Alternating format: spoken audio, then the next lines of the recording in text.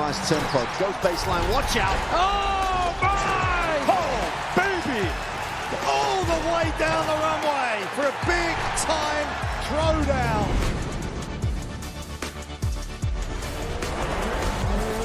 That's a lot of fans out there. Look at that! The drama keeps continuing, Jenny. This is just brilliant.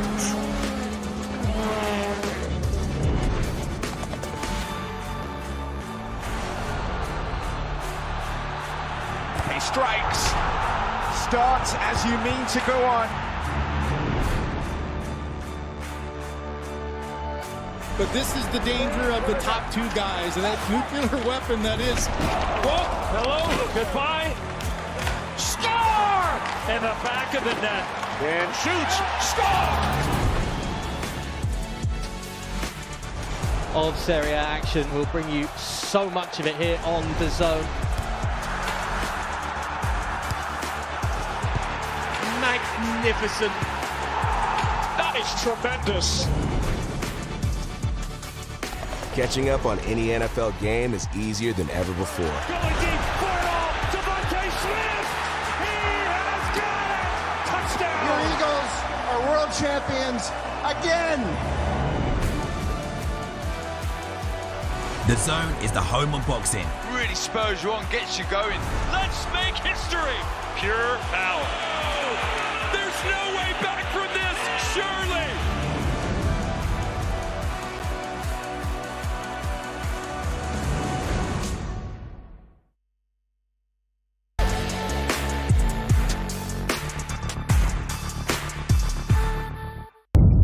The following program is recommended for those 16 and over, as it contains sporting violence, possible bad language, and flashing imagery.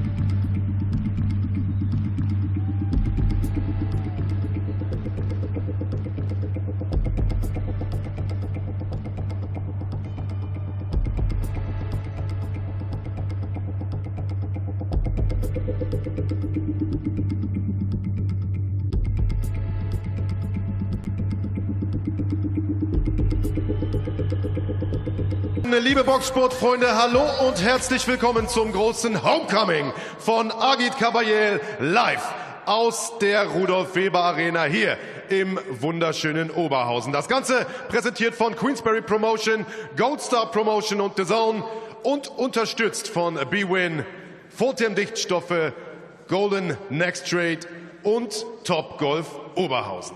Wir beginnen mit 4 Vorkämpfen, die kostenfrei zu sehen sind. Ab 19 Uhr geht es dann weiter mit dem Pay-Per-View live auf DAZN und dem Titelkampf zwischen Agit Kabayel und Damian Knyba.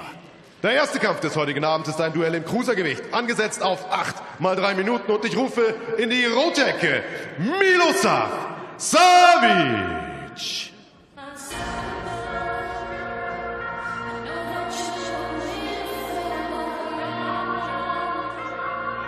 Well, good afternoon and welcome back. We kick the year off 2026 in style and ringside in Germany. And this is our first bout of the evening.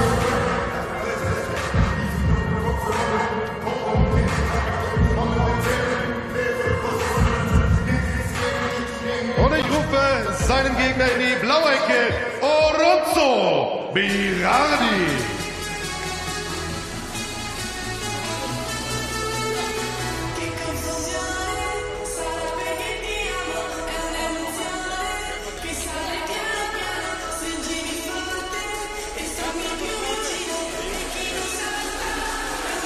And fighter number 2 is Oronzo Birardi, born in Italy but German by nationality, and actually a familiar face on the UK scene, having boxed in the UK on multiple occasions.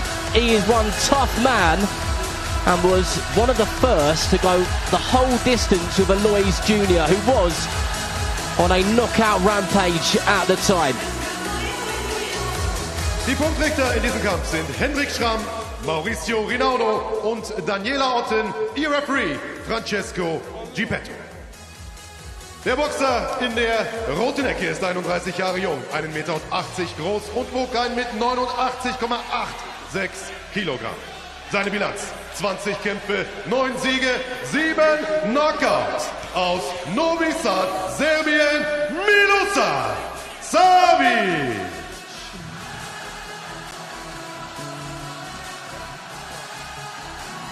Und sein Gegner in der blauen Ecke ist 25 Jahre jung, 1,87 Meter groß und wog ein mit 90,26 Kilogramm. Seine Bilanz: 10 Kämpfe, 9 Siege, 6 Knockouts. Aus Mainz in Deutschland, Oronzo Birardi.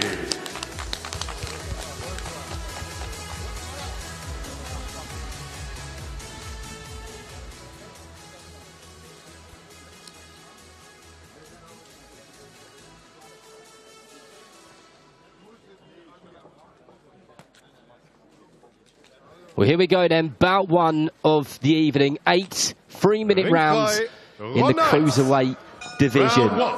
Boxing out of that red corner in the red shorts is Milosav Savic against Oronzo Birardi in those white shorts with the Italian flag. I'm lucky to be joined tonight by a couple of Birchall brothers, Leighton Birchall and Will Birchall. Good evening to you fellas. How are we? All good, Darren. You? All good. Good, always good to see you ringside. Normally better to see you in there doing the business, but you're doing a completely different job tonight as we see Oronzo Birardi come forward with that left hook and a big straight right hand. He looks confident, doesn't he, Leighton? Yeah, Birardi's the centre and he's wants to let his hands go, looks like. But Savic isn't no rollover, he's throwing back. That's exactly what we like to see. Both men just standing in the centre of the ring there, and Birardi just dips over on that left foot of his and chucks that overhand right, which just brushes the chin of Savic, the man from Serbia. They both come out here and they're both boxing well. Just don't let their hands go. Savic is starting to lose his shape a little bit. Good shot. Good left hook there from Birardi. Shot, he's changing the levels up and down. I'd like to see a bit more of a setup from Birardi, not just winging it over the top, a bit more of a setup. A bit more on the defensive side too. Good shots on the return there from Savic, Will. Yeah, good shots. He looks like he's setting something up, you know. He's timing something.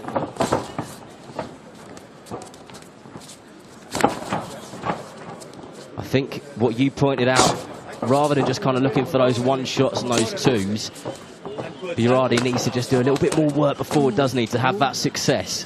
There's no rollover here. Stop. Yeah, this kid's thrown back. He wants to let his hands go. He's here to win. There's 7 wins by KO. Yeah, he's obviously got some decent hands on him, some heavy hands, Savic. And Berardi will know that. And that was nice. A little jab downstairs and then just short left hook over the top upstairs, which worked well. He's just sitting there a little bit too long, maybe adjust his feet a little bit.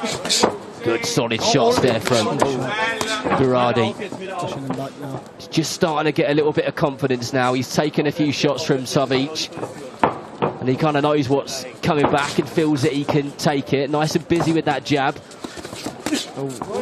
Be keen to see him move a little bit and not just kind of stand there and soak up those shots when they come back. Yeah, he's doing good work, and then he's just standing there and spoiling his good work a little bit. He should have got back to his box. Well, that's round 1 done and dusted. Alonso, Berardi and Savic are both former opponents of Alois Jr., one of the UK cruiserweights who's making a lot of noise. As I said in the ring, Berardi was the first man on a 7-fight knockout rampage from Alois Jr., who took in the distance. So he's definitely got a chin. He's durable, and that can be its weight in gold, can't it? Yeah, that Alois Jr. meant to have dynamite in his fist, so taking the distance after a few rounds, you know, he's capable. So we know that there's a solid chin there when it comes to Berardi, Will, but you picked up on a couple of occasions in that opening round about maybe, was he admiring his work a little bit too much, do you think? Yeah, he was just spoiling it. He was doing some lovely work, and then he was just covering up, and he was just, if you're going to cover up, at least come back with a few, do you know what I mean, or move out the way. He was just staying there a little bit too long, but hopefully he gets back to his boxing here in the second round and he gets back to his job. Well, let's see if he can do just that as he tries to be the aggressor there. Nice short right hand from Berardi, and good shots coming back from Savic, who, as you have rightly said, he's no pushover at all and has stopped 7 people out of his 9 wins. Berardi needs to keep his shape a little bit, not just looking at the attack, move his feet a little bit, so he's just standing there. Like to see a bit more on the defensive side. Good defence there from Savic, the man from Serbia. Just blocked that left hook from Berardi and came back with a couple of decent shots of his own. Yeah, I like what he's doing here, Savic. You know, he's no pushover. He's letting his hands go, and he's got his respect as he has. Berardi looking a little bit more energetic on his toes. There's a bit more of a bounce there. Oh, nice right hand, loaded up a little bit too much and it missed. It's clever, this Savic, though, pulling the guard when he tucks up too tight, and he knows what he's doing in there. A good little scrap, this, boys. They can be tough, those kind of clever opponents, can't they? You two know well, when you've got one of those away corner fighters in front of you that knows every trick in the book, it can be a tricky night's work, can't it? Yeah, listen, 100%, you know, they've not just coming to spoil the party as well. Like, a good win on these shows can catapult you to good things, so they're coming and they're letting their hands go, and they're doing some good work here, you know. Absolutely bang on the money. Good busy work from both men. Savic just complaining of a shot round the back of the head there. We're going to just over a minute to go in this second round. A reminder that this one is scheduled for 8 in the cruiserweight division. He's got a bit of a spring in his step now. See there, fainting. Yeah, nice, that's better. And a little movement after, you see? And that's what you both spoke about earlier on, is about doing a little bit more work before he throws those shots, and you're starting to see it now, aren't you? Yeah, that's it, there we go, certainly. And not being there to be it again after his punch, it's better. Pulling the guard again. I think Savic is starting to get tired a little bit here. Yeah, Berardi's finishing the round well. I think he's just won this round, to be fair. Good right hand over the top then from Berardi. But almost always when a fighter shakes their head, you know better than I do, that means it got through, doesn't it? Yeah. Well, Alonso Berardi was actually a decent amateur, won a fair few amateur titles in terms of what he did in Germany. And we're seeing bits and pieces of that kind of amateur style where he bounces up on his feet. Yeah, and he boxes better when he does that, doesn't he? Yeah, I'd like to see him settle down. He's got 8 rounds, he's got a long time in the ring, so if he's looking for the knockout too much, he's going to gas himself out. So I'd like to see him move his head a little bit more, and trigger him a little bit more, draw it out of him. He's capable to draw it out of him and then get the big shot off. Well, do you think he's just kind of ever so slightly putting his pedal to the metal as each kind of 30 seconds goes by and increasing the attack and what he's doing? Are you seeing that as a fighter sat on the outside of the ropes? Yeah, 100%. You know, he just needs to get back to his boxing and start setting up and just enjoy selling there. And listen, it's a big occasion, it's a big night, it's a great night of boxing. He just needs to get back to his boxing, and I think he could get him out there later on. You know, I'd like to see him attack the body a little bit more. Just head, just come out, he's boxing around here. Savic on that front foot, trying to find whatever gap that he can. Berardi throws a nice jab there and turns a left hook straight afterwards and catches him clean with it. And they're the sort of shots which Savic needs to make sure that he doesn't get caught with as often as he is at the moment. But he comes back again. I can't imagine that he's going to back off at all. I'm sure he will start feeling a bit of fatigue.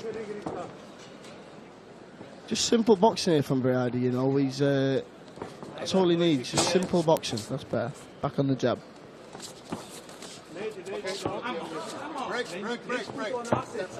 Savage is definitely starting to tire a little bit though. Oh, good shot. Both through exactly the same time there. And both right hands went over both of their right shoulders. Good work there with the jab from Savic. Nice, nicely timed check hook from Berardi. Good shot. Just starting to put those shots together now. Even if they've not got too much power behind him, he's doing a bit more, isn't he? Yeah, 100%. He looks the more active fighter in there. Working his jab well this round.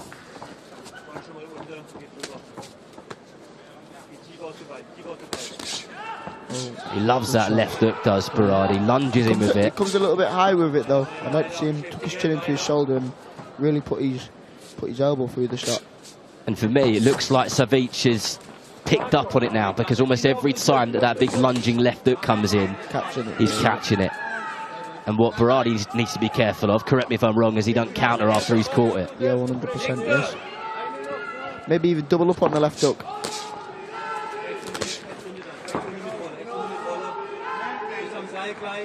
I suggest he likes pizza. He's got pizza on his socks. He's a bit of a character, is Berardi. He's brought a few people with him here this evening. This place will be absolutely rocking later on. It is a sellout. When Agit Kabayel comes out for his homecoming, the noise will be through the roof. But for now, we're focusing on this one in round 3 as we go into the last 25 seconds or go. 25 seconds or so. Good fight this, you know, for the opening bout of the evening. It's a good little scrap, this. Good shot. Yeah, nice right hand there from Savic. Double the attack up now. 2-3 phase attack, and again. There you go, lovely. Yeah, it was a good win for Arloes Jr., wasn't it? Beating this guy. It was a good win. Definitely a good win. A very good, and I don't mean this disrespectfully in any way, but like a solid stepping stone. Yeah, listen, the kid's he's boxing well here, you know. He's a good contender in the cruiserweight division. Yeah, he's boxing well here, you know. Like I said, this Savage hasn't come over to roll over, you know. He's got 7 knockouts out of his 9 wins. He's obviously doing something very unique. Mate, how important is it that you've got a decent opponent in front of you? Because when you're kind of like very early on and you've got like sometimes a really negative journeyman away corner fighter, that can be incredibly frustrating. I don't know how much you take away from it, but when you've got a really good solid opponent in front of you, you learn lots, don't you? Yeah, when you've got someone who's tricky inside, and listen, they're there to survive. They're ready to fight next week and get paid again. Do you know what I mean? So they don't want to get stopped. They spit the gum shoot out, chuck the cell up the floor, anything to just survive and see the final bell. So, yeah, a live opponent in front of you is always handy and keeps you switched on. So, yeah. But as a prospect, you like a good knockout. I don't like going the distance anyhow. No, we've seen that. We've seen that in your fights, and we'll get on to you two and what's next, hopefully in a bit if we've got a bit of time. But here we are in round 4. And Berardi straight out, nice and light on those toes. There's that amateur style where he bounces up and down and just flicks that jab out, body and head and body. And that's, I think, where he can catch Savic. He's being clever and being busy and giving him lots to think about. Looks big in there, Berardi. Looks big. He does. He does look very big. There you go. There's a shot you were looking for. You said he'd have a success, and he gets caught there. And I tell you what, the referee will probably have a word with that, because Savic was down on one knee, and a couple of shots went in when he was down taking a knee. And I think that will be it. And the referee has seen enough. And Alonso Berardi finishes with, I tell you what, he must have heard you, because you spoke about the success of that left hook, but you said it's what happens after. So it's that double left hook or that straight right hand. You put it into action, Leighton, and it worked a treat. Yeah, the future don't mess about, you know. He knows his stuff inside and outside of the ring. But it was a good stoppage, wasn't it? And look, a punch when he was on his way down, he was on his knee. You fighters, anything to win. Yeah, anything to win, but kind of big, you know, it's a big moment. You're on a big card in Germany. As a fighter as well, when you've got someone you're in that flow and you're letting your arms go, it's just the heat of the moment thing. I don't think it was deliberate or anything. He was just, I think he was halfway on the way down. I don't think he was too much on the floor. It was a good stoppage by the referee as well. Yeah, well done that man. A good opening bout to kick this card off. Kick 2026 off. If you're just joining us, we are live ringside in Germany for an action-packed card, which will be topped with Agit Kabayel in his homecoming. Alonso Berardi gets the stoppage, and MC Mark Bergman has the official time for us.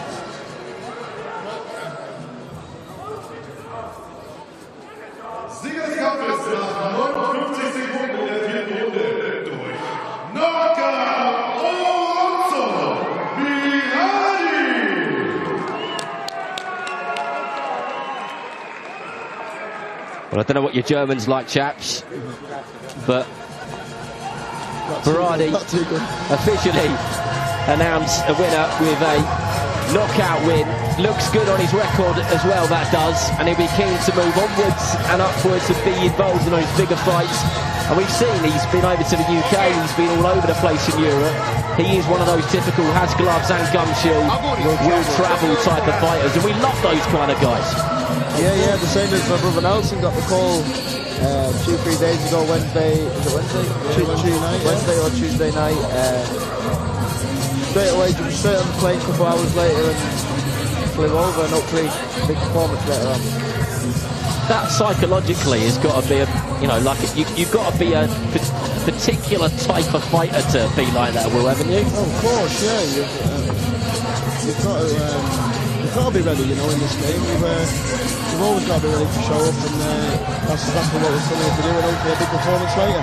Absolutely, and these are the fighters who are showing up. We've got some more heavyweight action coming here live in Germany, so expect some big punches. We've had the cruiserweights. We're going to have a middleweight WBA international title bout, and then finish the prelims with 2 heavyweight contests before the main show starts live on DAZN. Javier Herrera from your gym is on the card this evening. He's a character, right? He's a proper character, you know, and he's a handful, you know. He backs it up in the ring, and he's a great person to be around in the gym. He's always thriving, and hopefully as a new WBC interim world champion tonight, you know, we're back to return to the gym in Liverpool. Yeah, some character he is. fight though. God, he can fight, and he changed his life tonight, doesn't he? Yeah, potentially he does. Potentially he does. He had a probably one of his toughest fights yet on the last show which he boxed on, and I remember interviewing him afterwards, and I said, "Is that your hardest test yet?" And to be honest, I didn't expect the answer he gave me, and he took a deep breath and he looked at me in my eyes and he went, yeah. Because it was hard work, but he would have learned a lot about him that night. Yeah, it was as hard as he made it that night though. It wasn't his best performance, but tonight he's really firing on all cylinders in the gym, and he's ready tonight. Massive fight, and like I said, he changed his life tonight. Well, it is a cracking gym, the Rotunda. That's where you guys box out of. Have you got any dates you're allowed to talk about in terms of when you guys are going to be back out? Yeah, I'm out on the 7th of February on the Nick Ball undercard. There's Leighton out on the...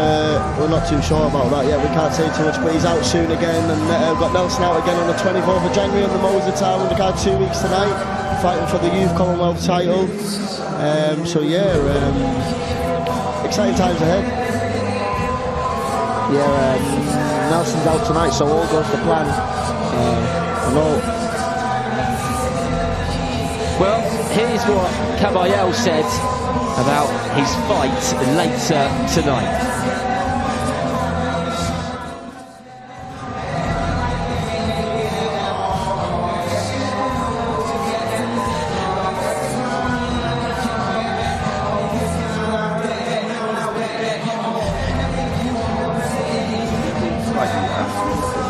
Avoided heavyweights. Do you feel that's true? Are other fighters avoiding fighting you? With this style and this motor, Kabayel looks to be a headache for anybody in the heavyweight division. Oh, the body shot again! Kabayel is bullying the monster now. It's the body shot that are undoing him. Agit Kabayel celebrating. It's done. Wow. It's dancing. What a statement. The most impressive win of his career so far. Before the Riyadh season, I fight in Germany only for 4,000 or 5,000 people. You know, and now I come back, I sell out the arena in 5-6 days. 12,000 people come in the arena. When I fight with all three guys, I'm the underdog, you know. I think now I'm on the map. Always, I believe in myself, you know, and I'm a hard worker, you know. Every fight you bring more, you know, you will make the best vision in yourself, you know. And every training you come level up. I think every fight bring you more, you are better than before. Motivation is good, you know, but I think in 1 month, 2 months, the motivation is not for the long time, I think so. Everything is discipline, you know, and I have a discipline. I hope one time I will be a world champion, you know, this is my dream. I train very hard. I train for my dream, and this is Agit Kabayel, I think.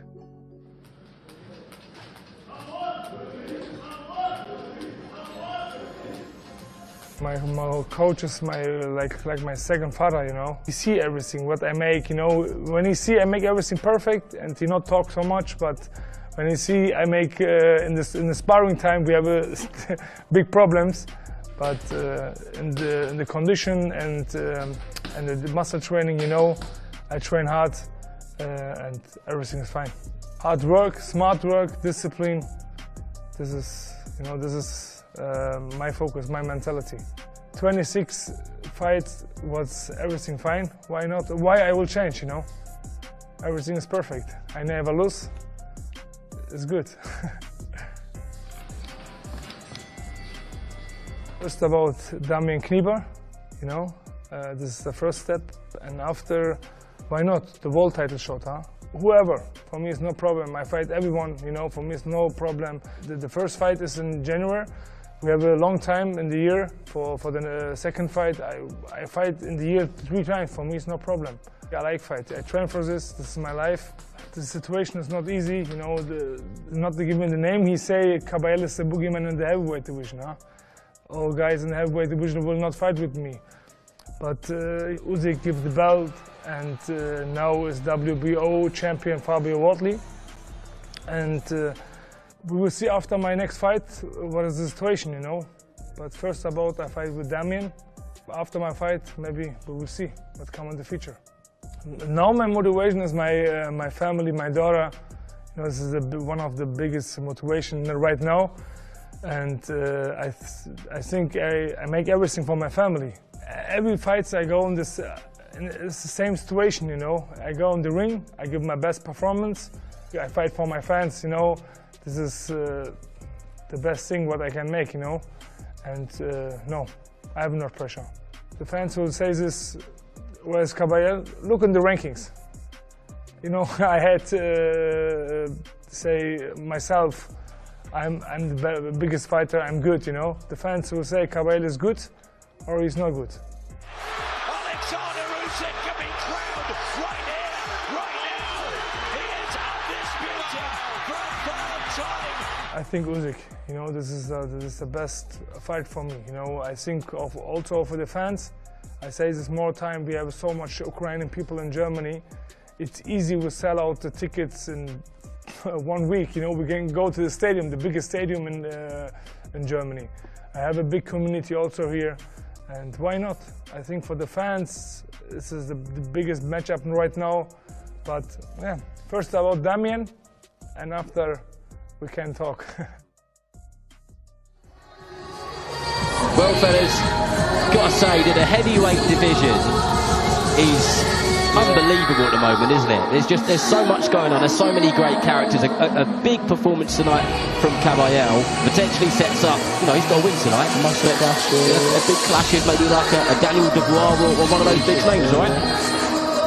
Yeah, absolutely massive for him tonight. But listen, this Knyba is no walkover, is he? What is he? 17-0. 17-0. Undefeated, yeah. 6'9". Big guy. Can't underestimate anyone in these heavyweight divisions, you know. Especially a big lump, 6'9", 17-0. And like I says, a win here could change your life. So can't underestimate anybody. But I'd like to see Kabayel and I'd like to see, hopefully, touch wood, everything goes well on the 24th for Moses. I'd like to see Moses and Kabayel get it on later in the year, you know. There's just potential for so many different fights, isn't there? Yeah. There's fighters who are coming to the end of their career and whatever else, and fighters who have got decisions to make, and then there are loads of good up-and-coming heavyweights. And Moses Atama looks like, from what we've seen so far, that he's going to be the man to be the one to take over, isn't he? In a couple of years' time. He's a handful, Moses, isn't he? He's just very good. I've watched Moses come up. I've known Moses since a little boy, and coming through the England team with Nelson and that, and special talent, you know. Very good, and I do believe that he is going to be the future undisputed world champion, and I generally do believe that. Yeah, no, I agree with you. I mean, I'm not claiming to know Moses really well. I've spent a little bit of time around him at events, interviewing him, being in the changing rooms where fighters through the gym have, you've been on the card or whatever else. And he's got a very level head as Moses Atama. Yeah. Well, very mature, isn't he? He's only young, isn't he? He's only 21, just turned in the back end of December, so he's only young, but very mature. He's very mature for his age, isn't he? But yeah, he's some fighter. Wow. Well, we are ready for our next fight, so over to Mark Bergman.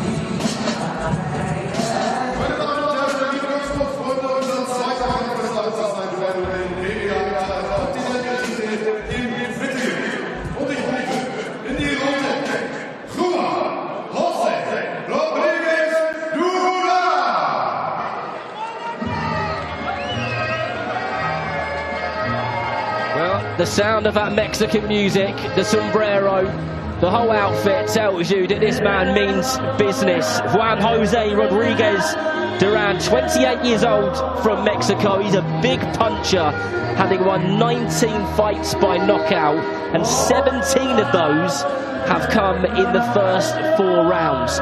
So, do not blink. This could be good fun. Is this middleweight?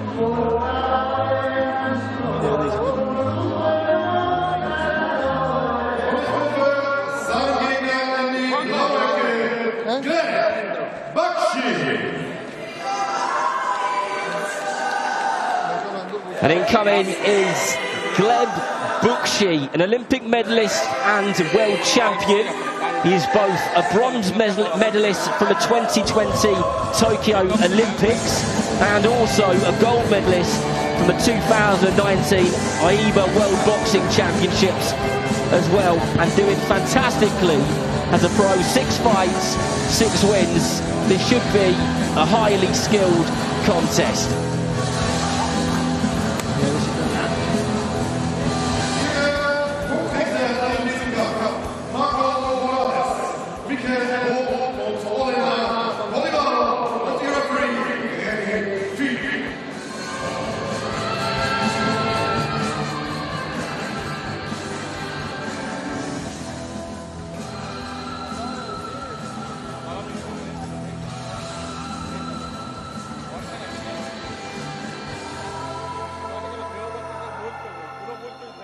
Der Boxer in der roten Ecke ist 28 Jahre jung, 72,12 Kilo war sein Kampfgewicht und seine Bilanz 22 Kämpfe, 21 Siege, 19 Knockouts aus Cadereyta, Jiménez, Nuevo León, México, Juan José Rodríguez Durán.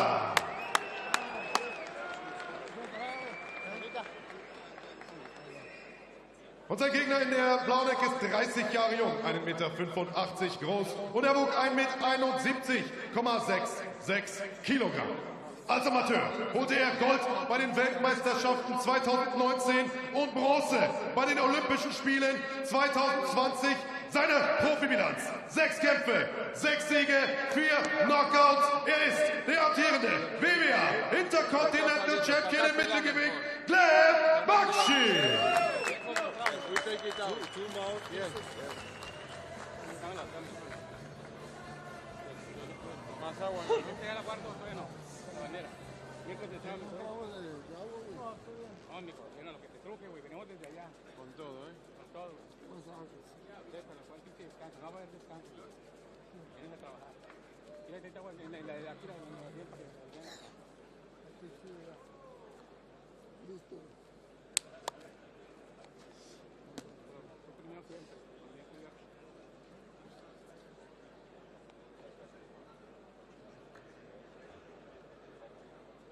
Well, here we go then. Bout 2 of the evening. A title bout. In the red corner, Juan José Rodríguez Durán, boxing out of those silver and burgundy shorts. And in the opposite corner, from Serbia, Gleb Bukshi, fighting in the orange and white shorts. Good fight, this Gleb. Be good for oh, decent right hand there straight away from Durán. No relation of stone hands, but he's getting straight to business here. He's come out and he's took the centre of the ring and he's letting his hands go, you know. He's not coming to mess about, has he? He's not keeping this up for 10 rounds.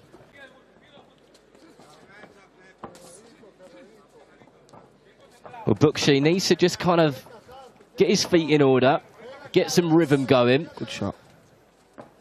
Southpaw. The switch hitter here, he looks like. Durán just loading up those right hands, and you're right. Whether he'll be able to keep this going for 10 rounds, and whether Bukshi will be able to stand there for 10 rounds. Oh! That was a beautiful left hook there from Gleb Bukshi. The timing was impeccable. That left hand went over the top. He's gone. And the legs of Juan Durán are all over the place. Shot. And that was a perfectly timed shot in the opening round. What a performance straight away. We said he needed to get his feet in place. He did that. Still unstable. He needs to get him sat down. Someone needs to hold on to him. Lovely shot, that. Peach of a left hand. Came out of nowhere, didn't it? Yeah, it did, yeah. It did, yeah. He was Mexican, he come out swinging. He was rushing his work a little bit, and you could just see he was going to land over the top any time. Beautiful shot. Jesus. And I tell you what, tip of the hat to the referee, because there are lots of referees who would have carried that on, and then all that would have happened there is he would have been flattened with something else. 100%. Listen, you know, that was a lovely shot, and the referee done his job, and perfect stoppage at the right time. What a buzz for Gleb Bukshi. That one was meant to, well, he was scheduled for 10 rounds. The WBA International Middleweight Championship. And he looked like he was getting a little bit overwhelmed in the opening 10-15 seconds as Duran just kind of came forward, just lunging in with that big, heavy Mexican right hand of his. But he got his feet in place, he got his rhythm there, he got his distance, and the timing was spot on. Ooh, he made it look easy, didn't he? He did, yeah. He did, yeah. It was Some a shot, shot. Wow. Clean. He's going to have to go and do some rounds on the pads. But they're just trying to get the gloves off of Gleb Bukshi before they get both fighters to the centre of the ring. Wow, fair play. What a couple of fights to kick this show off in Germany. And a couple of stoppages as well. There might be a bit of a theme here. Arena's starting to fill up now too. Going to be some buzzing here later on. Peach of a shot. But I tell you what, one of the lines that I said in the ring walks was blink and you might miss it. But the fighter I was talking about when I said that was Duran, because of those 19 fights that he's won by knockout. Bukshi had won 4 by knockout before in his 6 wins. And that is knockout or stoppage number 5. Looks brilliant on the record. Highlight reel stuff. And he moves on to bigger and better things.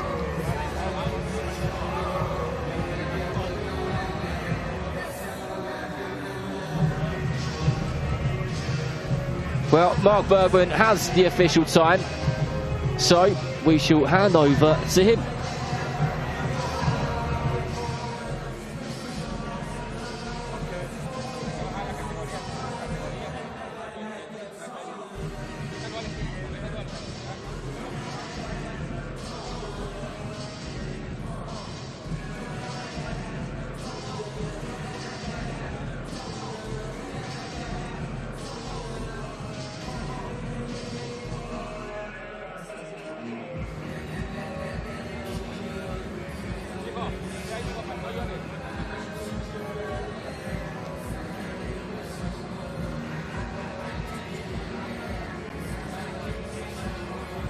Sieger des Kampfes nach 54 Sekunden in der ersten Runde durch Knockout. Und damit immer noch WBA Intercontinental Champion im Mittelgewicht, Gleb Bukshi.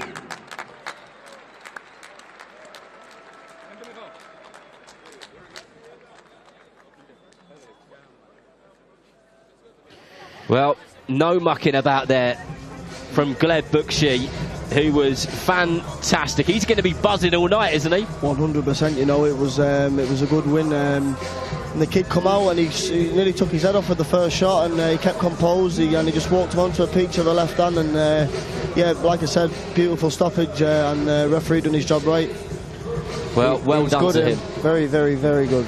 What a fighter he is. Well, we've got a bit of time to do some talking, because I don't think we really expected that to be done in the opening seconds, but it was. And Queensbury are kicking things off in style, because there are so many good cards which have already been announced and plenty more to come. And the next one, in terms of Queensbury, live on DAZN, is one we've spoken about a little bit already, is Moses Atauma, who will fight Jermaine Franklin on the 24th of January. That'll be at the Co-op Live Arena in Manchester. We love Manchester. The Manchester boxing scene is booming. But talking about a couple of other fights on that card, one that I really like, which is intriguing, is Willie Hutchinson versus Ezra Taylor. Yeah, great fight. How do you see that one going? I see Willie winning quite convincingly, to be honest. I see him winning quite convincingly, to be honest, yeah. I think it's going to be a good fight. It's a good fight on paper, but I just think the experience is going to play a big part in this fight, and Willie's on a roll. You know, he's got his head screwed on and he's in a good place, and I do think Willie's going to get the job done in style. But he was excellent last time out in Glasgow, put on a real show. He was buzzing afterwards. I caught up with him moments after the fight, and he was on cloud 9, and it was great to see, because he's had a bit of a kind of up and down journey in recent months. He's a good fighter. He beat that night too, Mike Jeffers. He is a very, very solid good fighter. Yeah, solid very fighter. Good fighter. Good win that was. Very, very good win. We always like to see Willie Hutchinson doing well, as we do Ezra Taylor, who fair play to him. Yeah, This is a big step up for him, isn't it? And I don't think I'm out of order for saying that. I think it is a big step up for him. Yeah, it is. You know, he asked for it himself. You know, as well. It was him that was really calling for the fight. He wants to come and take Willie's spot. You know, and like I say, it's a good fight on paper and that, and it's a good watch, a good British dust up. But I just think Willie's he's on good form, you know, and I just can't see Ezra beating him on the night. But that fight kind of came out of nowhere, didn't it? Because it was Joshua Buatsi versus Zach Parker. They got at it, didn't they? Yeah. There was something said in an interview, and then all of a sudden they're kind of squaring off against each other. And I swear it was like 3 days later they were on a poster fighting each other. That's one of the wonderful things about this sport, is those kind of things happen. And the next one I want to speak about is Liam Davies versus Zach Miller. Absolute cracker. Very, very, very good fight, but I think Zach's just got the edge. I think Zach will just about edge that fight, but I wouldn't be writing Liam Davies off. Very, very good fight, you know, and another good British dust up. Two lads that I'll be keeping my eye on as well, as they're in the same weight as me. Still a little bit away, but you've got to keep your eye on these guys. You know, they're in your way, and it's a good fight on paper. And very, very, very good fight. I just think it's a hard one to call. You know, it's a hard one to call. You've obviously got Davis, who's obviously I'd say the little bit heavier under, but then you've got Miller, who's obviously. He's on a roll, you know, he's on good form, and he can box, he can box, and it's a very good fight. It's a hard one to call.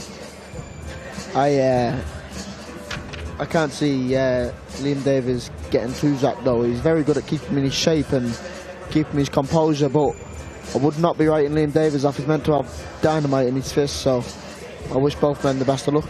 Both cracking fellas, really, really some of the best people you could meet in sport. And I know that they know each other relatively well. They've done some sparring together over the years. Do you think that'll play a part in any way? Yeah, because once you spar someone once and you've done a few rounds with them, you know kind of what they're like, do you know what I mean? Obviously, you don't know what they're going to do, but you know what they're like and you know what to do, and they'll know what to do on the night, and whoever gets it right on the night will win, and that's just the sad truth of boxing. It'll be a good fight, that, you know, and like you said, they've sparred before, but like Leighton says, you can take a little bit of into it, and it can give yourself a little bit of a booster, but a fight's a fight and a spar's a spar. You can't really take, it's two completely different things, you know, and I don't know, it's a hard one to call, you know, but I'm intrigued to watch it. I think that's a really intriguing point, actually, because for people who may have dabbed in boxing but have never got to the point which you guys have got to, where you've done unbelievably well as amateurs, but then in the professional ranks as well, we hear that a lot, you know, sparring is sparring and fighting is fighting. For people who have never stood in your boots, try and explain that to people a bit more. It's like a completely different, because it's like you're getting into the same ring every day for the 8 weeks. You're getting into the same ring, sparring in the same ring, doing pads in the same ring, everything, and you're just jumping in a big massive arena, thousands of people watching you, and it's just like it's time to go, isn't it? Do you know what I mean?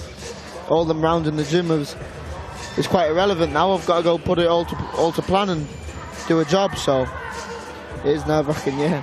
Do you know what it is with the sparring? Obviously, you take positives from it, and you can also take not positives from it, you know. And but the thing is, a fight's a fight.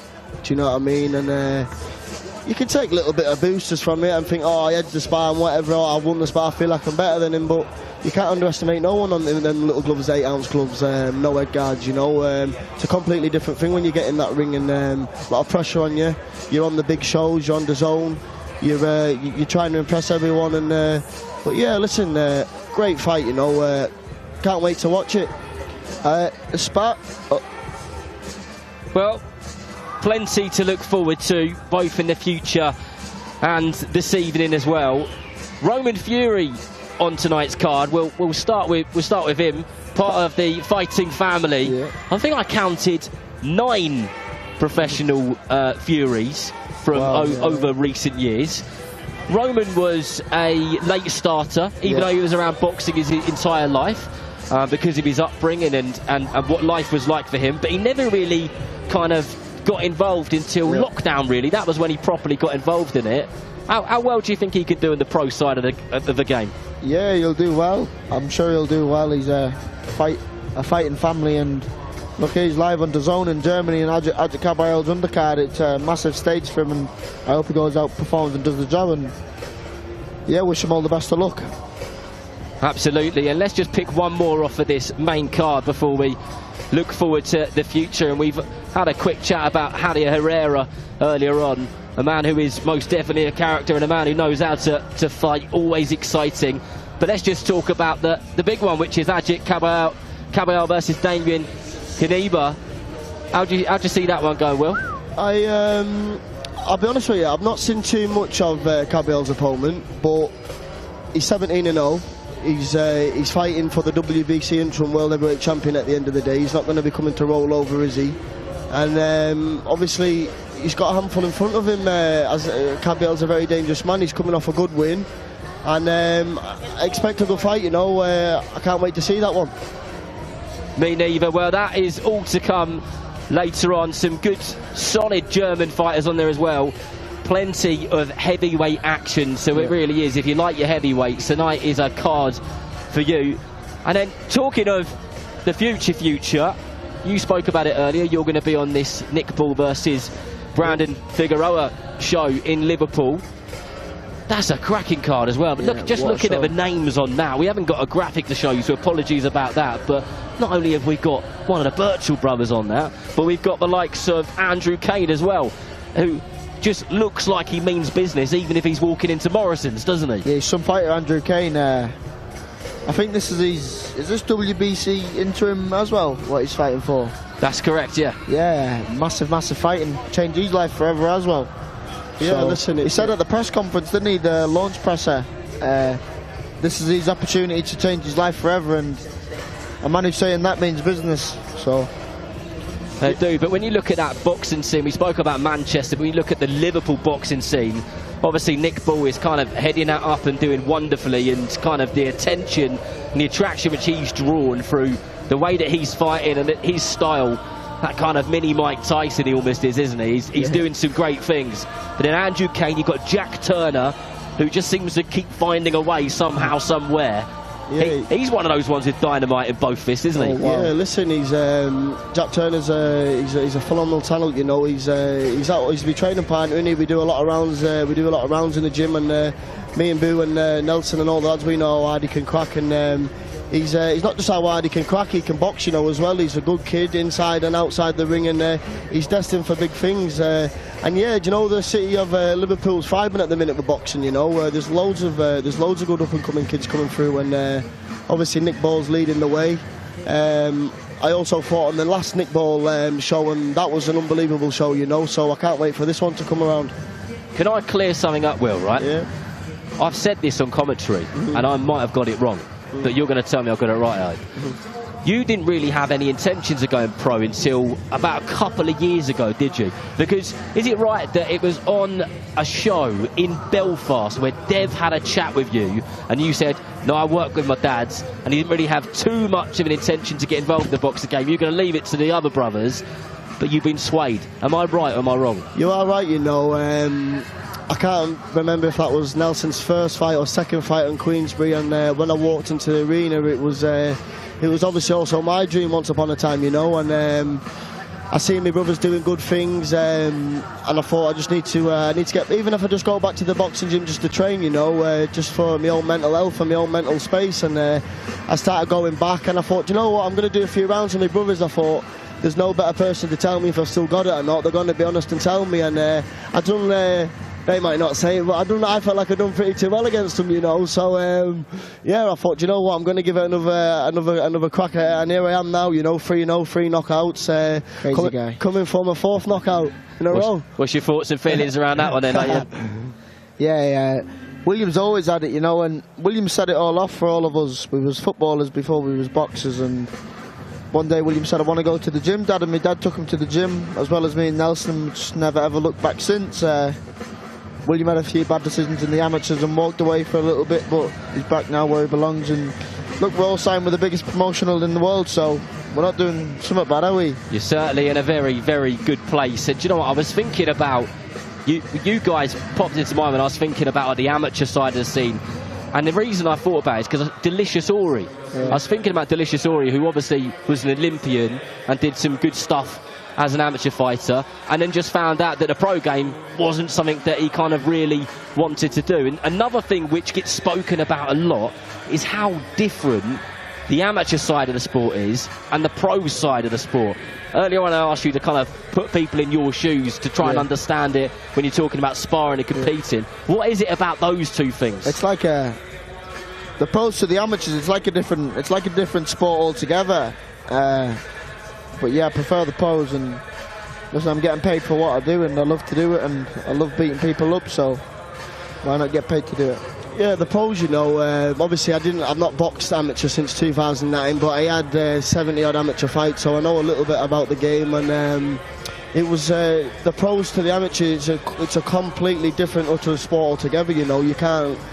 It's just different, you know. The training, you've gone from amateur, like fast tip tap tappy, to your pros where you can sit down on your shots and proper focus on what you're doing. And me and my brothers are thriving at the minute, you know. It's the best thing we've done is turn pro.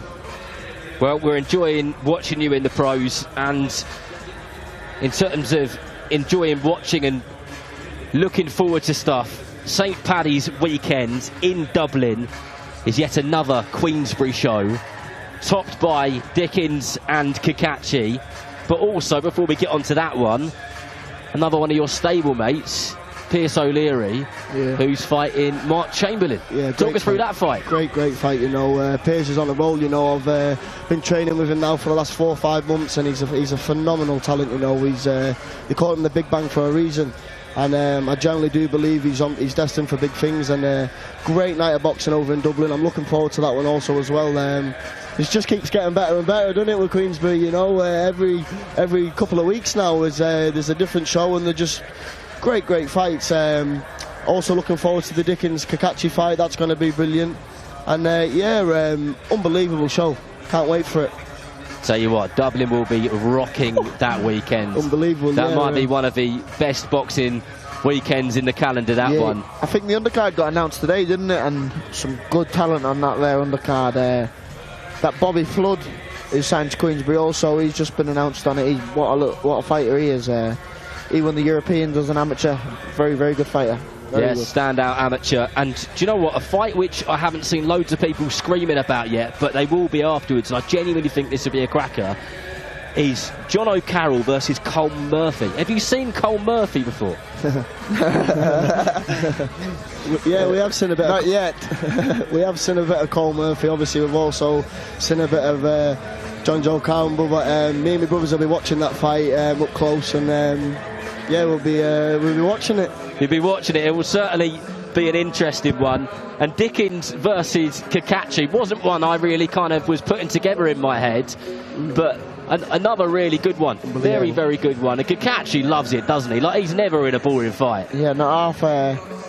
Two very solid and seasoned operators, and both of them know how to win a fight, and when it gets tough, both of them know how to win too. So I'd like to see that. What a fight. Very good fight. Looking forward to that, you know. And, you know, I've met Jazz, I've trained with him. I've also met Kakachi, and two gentlemen of the sport, you know, proper people, you know. I've spoken to them on numerous occasions, and two lovely men, and couldn't happen to two better people. I hope that may the best man win. Do you know what? I was speaking to Steve Bunce a little while ago about atmospheres and some of the greatest atmospheres that he's been around, and so on.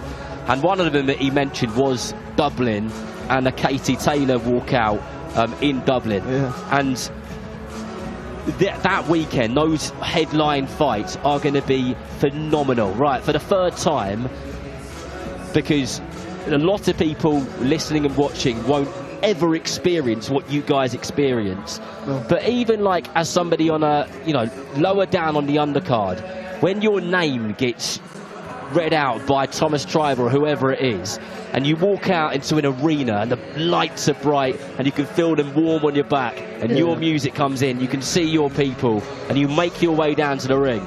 Just try and sum up what that's like, because like that is one of the things I wish you could bottle up and sell, because you could sell it for a lot of money. Of course you could, yeah. You can't write it. It's unbelievable. What a feeling.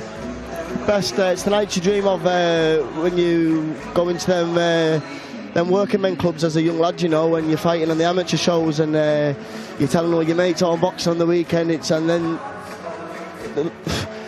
you're blinking, you're coming out in big arenas like this, you know. It's nights you dream of, and it's the nights you work extremely hard for, and unbelievable feeling, you know, unbelievable. Do you find it hard to sleep after a fight? I know this, like, it's completely different worlds, but I really struggle to sleep after a night of commentary because, like, the buzz and the kind of everything going on, the sound and the emotion and the atmosphere. Do you struggle to sleep afterwards, or are you like a baby? I just like watching it back, and do you just over and over again all the good shots? Watching it back, yeah. If I perform well, yeah, I like watching it back. But I like to go out and see everybody and everyone who's bought tickets, and see everyone who's bought tickets, and without them it's not possible, you know, and sponsors and family. It's that's what I like to do, go out, see everyone and thank them, because without them it's not possible. It's well, in our house we're always watching boxing anyways, you know. It's my mum calls it the madhouse. It's always we're always watching boxing, so when we win, we're on a buzz and we enjoy our night, and then the next day it's like, oh, Leighton's fighting in 2 weeks, oh, Nelson's fighting in 4 weeks, you know what I mean? So then it's just straight back onto the journey again, you know. So it's you're happy for a few hours and you wake up and you're like, right, we're back on the go again in a few weeks. So yeah, listen, it's unbelievable feeling. It's a way of life, isn't it, really, this sport? It's not really a job, it's a way of life. It takes over your life. Yeah.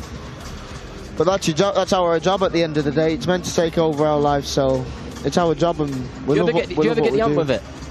No, I love it.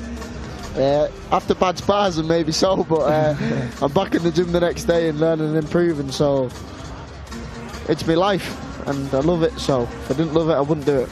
But that's it, you see, they always say no matter what it is, it doesn't matter if it's business or if it's sport or if it's music, if you want to make something or something and you want to be successful with it, it's just making it an obsession, isn't it? 100%, you know.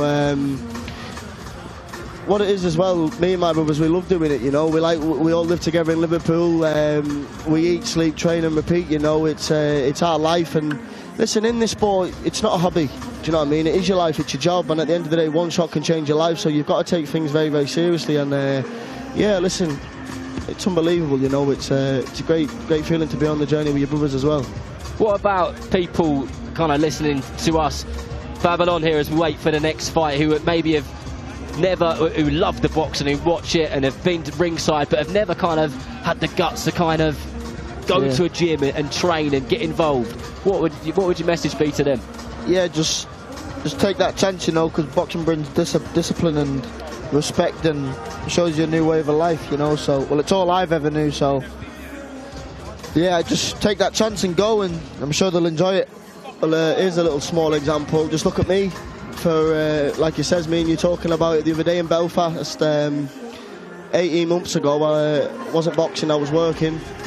Obviously always involved in boxing with my brothers, and now look at me, I'm here over in Germany commentating on here, ready to go 4-0 in a few weeks time. So yeah, don't be scared, just go for it and never look back, and enjoy what you do. There's so many good stories of this, especially in our sport of boxing, and something which I saw earlier on Lawrence Okoli's socials was him with a couple of WBC belts, and he said, I was a kid, or I think his words, not mine, he described himself as a fat kid working in McDonald's, who watched Anthony Joshua in the 2012 Olympics, decided to go for it. Now look at him, incredible. Was he cruiserweight world champion, bridgerweight world champion, now he's been ordered for the title. He's up there in the ranks for the heavyweights. Wow. And do you know what? When I've seen him recently, I've seen him in person walking past at a show, I don't know, a couple of months ago. I'll tell you what it was when Queensbury had all the fighters, all the heavyweights on stage. Oh yeah. Kabayel was there, and Moses Hassan was there, and Dubois, etc. I don't know how Okoli ever made cruiserweight. It's ridiculous. He looks bigger than half of them, doesn't he? Massive for the weight, and good fight, you know. Lovely lad, great fighter, and like to see, I'd like to see the likes of him and Kabayel as well. You know, there's another one. Yeah, I know you're right. There's so many heavyweights thriving at the moment, and without them, these big shows really couldn't go ahead. You know, there we go. There, looking at these Ring Magazine heavyweight rankings here. There's some serious fighters on there, isn't there? Look, Kabayel, Dubois, Hrgovic. I'd like to see Hrgovic and Okoli, to be fair. I like this. Let's have a game of matchmaking then. Yeah. Go on then, Leighton. If you could pick two of those to go together, you're the matchmaker. So we're taking out. I'll take out Usyk. I'll go Martin Bakole versus Moses Atama with a full camp. Martin Bakole versus Moses Atama. That is fireworks, isn't it? I'd like to see Martin Bakole versus Dubois. Yeah, that's a good fight. I'd like to see. Do you know what? I'd like to see Wardley and Dubois get at it. I think that's a fight I'd like to see. All British dust up for the WBO world title. Obviously, Dubois not far away. He's a former world champion at the end of the day. He's only lost to the big guys. Usyk lost his title too. I'd like to see Wardley and Dubois get it on. That'll be a good fight. But I'd also like to see Kabayel and Usyk. So, see how he gets on tonight, eh? We've got, you know, so many potential matchups there, and one I was very lucky to be ringside for not that long ago was Fabio Wardley versus Joseph Parker. Talking of stories, we've spoken about, you know, you going at it in the pro game. We spoke about Lawrence Okoli.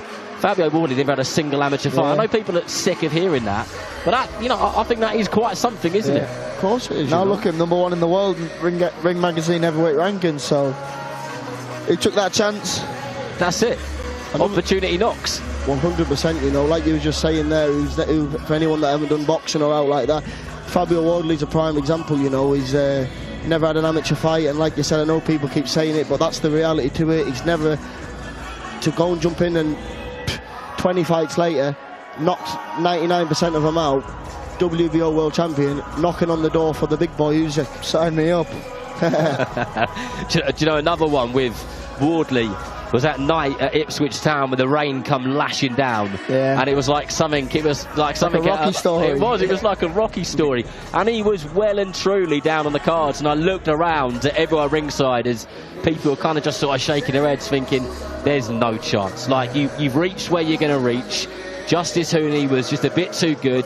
He was an outstanding amateur fighter. He was picking him off, and boom. Just found it. It just came out of nowhere. That's all it is in this heavyweight game, and I suppose in any shots, any weight can cause an impact. So, and it was the first time I'd ever seen Eddie Hearn speechless. Yeah, best thing for him. That was Leighton, Eddie. If you are watching and listening, so much to look forward to. Hope you're enjoying your evening. Wherever you're watching the boxing, remember, live on DAZN later on, plenty more to come. And then January 24th, we are in Manchester for Moses Atama versus Jermaine Franklin, who's a solid opponent, by the way, and is coming to win. So that will be good. That's exactly the sort of opponent that Moses Atama wants, and hopefully, in the most positive way, he gives him those rounds, doesn't it? Well, we all want to see the knockout, don't we? But for progression in his career at this age of his career, for his own sake, he's as like a friend, as a friend to him, I'd like to see him go a few rounds and get a few rounds in, maybe 6 or 7 rounds, and then blow him out of there. But you never know with Moses, do you? He's a phenomenal talent, and it's another fight I can't wait to see. Do you know what? When in his last fight, was it his last fight? I can't quite remember. I watched so much boxing. I'm so fortunate to be ringside for so many great fights and fighters. It was the American who he knocked out in Glasgow. That was it. It was in Glasgow on the undercard of Josh Taylor versus Echo Esserman when Esserman beat Josh Taylor. Now, that highlight reel left hook which he landed Moses Atama looked fantastic. But when you were a few feet away from it, and the way that he drawed him in, and then he just, my goodness, it was brilliant, wasn't it? Yeah, what a fighter as well. And by the way, that man wasn't, it was no sausage, he was there to fight in there to win. He come and put it on Moses, didn't he? And probably the worst thing he ever done. Yeah, listen, it was a peach of a shot he drawed out of him. I remember watching it, and he's only, what a lot of people are not, obviously a lot of people know, but what they don't take it like, he's only 21 years of age, just turned. Do you know what I mean? He's just come out of his teens at the end of the day. Imagine him when he's 24 or 5. He's going to take some beating, you know. I think he's going to be the king of the heavyweights for the next, I think, 10 years, to be honest with you. Well, that's Moses Atauma, and it looks like we're getting closer to moving on to our next fight. Probably got another few minutes, so if you want to go stick the kettle on, now might be the perfect time to do it. Me and Leighton will get in and do a few rounds sparring. Yeah, I'll tell you what, I'll entertain the crowd, keep them going. But let's finally, before we get on with our next bout, talk 2026 wish list, both personally and for boxing. So personally, but by the time we get to December 31st this year, Leighton, start with you. What does the year look like for you perfectly? I'd like to be 9 or 10-0 with 9 or 8 knockouts, pushing on 4 titles. Nicely done. Yeah, listen, me and Leighton's both at the same amount of fights I've sort of had, but I'm a little bit older than Leighton, you know. I'm going to get a couple of 6-rounders, a couple of 8-rounders, and then I'm going to start calling out the big boys, you know. I'm 25 in a few weeks, and I know I've been out of the sport for a few years, but I'm not even hit my prime yet, you know. I've like I said, I've only been back at training 18 months or something now, and I'm just getting going in the sport, you know. Just finding my feet in these pro games. Gives another 6 or 7 more fights, and I'll be up there with the big boys. Well, perfect timing, because we are ready for the action to continue. Over to Mark Bergman. Schwergewicht angesetzt auf 6 Runden. Ich rufe in die rote Ecke Seun Salame.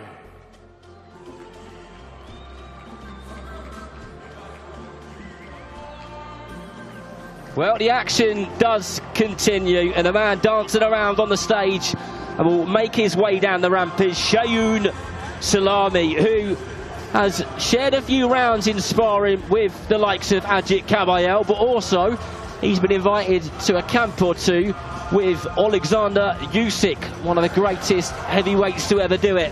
So he's had that experience, got that experience, and we'll see what he's about as he tries to move to 10-0 this evening.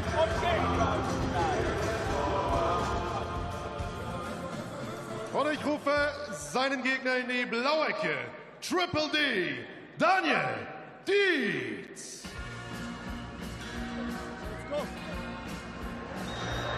And what a tune to come out to as he dances his way to the ring or to the ramp. This is Germany's Daniel Dietz, who has also got the alias of Triple D. But both him and Daniel Dubois, 2 Triple Ds in the same division together. This Triple D is 6'8.5". Some reports say 6'9". He's a big man, and he's got some heavy hands as well. At 15 wins, 14 of them have been stoppages. So I'll say it again, blink and you might miss it, but we'll see how the action unfolds in just a moment.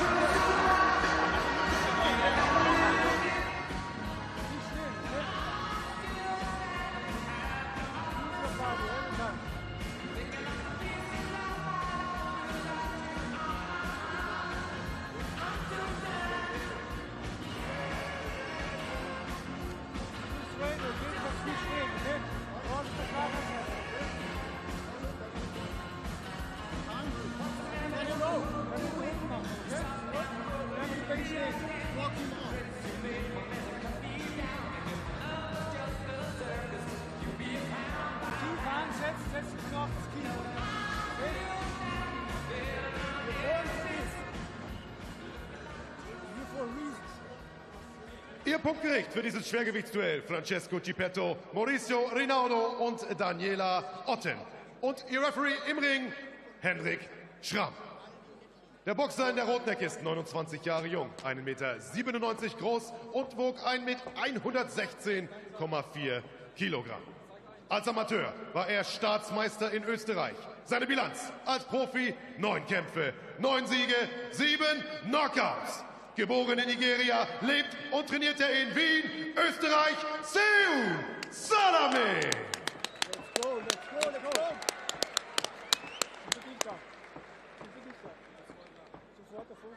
Und sein Gegner in der blauen Ecke ist 30 Jahre jung, 2,4 Meter groß und wog 125,4 Kilogramm. Als Kickboxer war er Weltmeister. Seine Bilanz als Boxer: 16 Kämpfe, 15 Siege, 14 Knockouts. Aus Neuwied, Deutschland, Triple D, Daniel Dietz.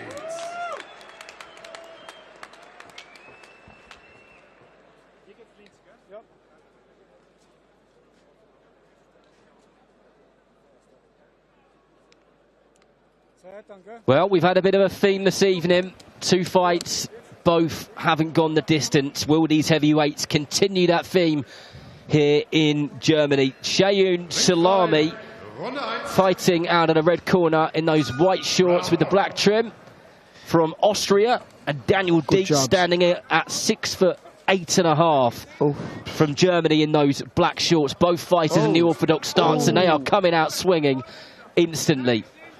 We all love a knockout, don't we? You can't not like the heavyweights, I don't think. Well, because anything's possible. 100%. Oh, good shots. One's 9-0 and undefeated fighter coming to win clearly, and the other one's 15-1, obviously coming to win as well. And they're both getting straight down to it here. Good job to the body, setting things up. Dietz just trying to establish that jab as he goes head and body, body and head there. Salami's no walkover though. He's good shot. 9-0, isn't he? Swings that left hook, Salami, and misses. Needs to just make sure he doesn't get caught after that one. Yep. Oh, nicely done there. Takes the shot well, does Salami. Keeps coming forward. Good jab upstairs and then sinks that right hand into the body, does Germany's Daniel Dietz. Oh, need to turn them hands over with the knuckle. Back on the jab. Good scrap this, boys, isn't it? Oh, nice left hook there from Salami. That one landed, the 2 previous did. Another straight right hand gets through from Dietz, who's having a go there, and the legs of Salami look a little bit unsteady. He's grab him. Needs to grab him here and buy time. What we'd hate is for this to turn into an ugly fight. It's good when they're at arm's length and letting their hands go. A minute to go here, you know, in the opening round, and what a great first round. Both of them coming out swinging, landing big shots, and can't see this going the full distance. It's a good little fight, isn't it? Good body work here from both fighters. Salami just constantly walking forward, trying to sneak through with a short right hand there as Dietz rolls under that left hook. He wants to work up close to see Salami. Salami just nips the chin of Daniel Dietz. It doesn't affect him, though. I can't see this going the 8 rounds if this continues. It's a good opening first round. Good timing there on the response from Dietz, who just tries to take the centre of the ring and throws that 1-2 very nicely. And doesn't neglect the body either, does Dietz, which is good from a heavyweight because they so often go head hunting. And Salami coming back with some solid work of his own. Good opening round there, Will. What would you say if you were in either corner? Good opening round, you know. I think with Salami, he needs to stop smothering his work a little bit, you know. He's doing good stuff and he's smothering his work. He's getting a bit close, especially for 2 big lumps of lads, you know. They need to he needs to try and keep it nice and long. When he was timing his shots, they were landing crisp, you know. The left hook was working nice. And, for the other lad, just needs to keep it on the jab, setting everything up, you know. I don't know, allowing Salami to come up close and make it horrible. Needs to keep on the jab. Is this about timing, Leighton? I'd like to see Dietz, maybe put the weight on the back foot and just walk him onto something when he's just walking forward with his hands up, and I think that could be a fight-ending shot. But maybe even Dietz putting his hands together a little bit more and not just maybe walking away.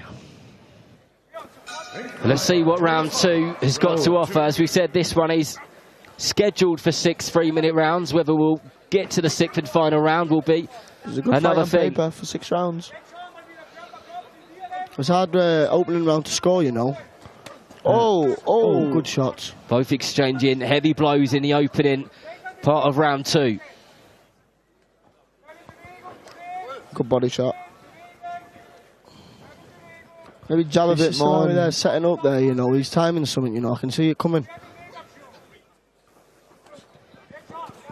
Good shot. Right there, we're not smothering his tail, keeping it nice and long. Boxing well here in the second round, Salami. Salami looking a little bit more patient, actually, with his work. Doesn't look to be rushing it as much as he was. Leaving a few gaps, though, around under the elbows. And maybe carry that left arm a little bit higher. And Daniel Dietz just trying to get his timing right. And that was a nice right uppercut which snapped the head back of Dietz. Salami having a proper go now.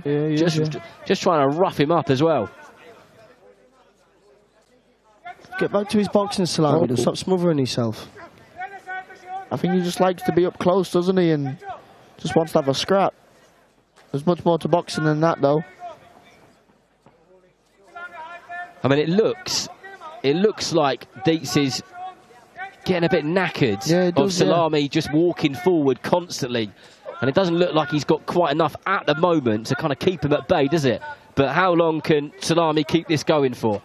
I like to see Salami when he's up close, touch him with a few shots, and then we wing a big one in.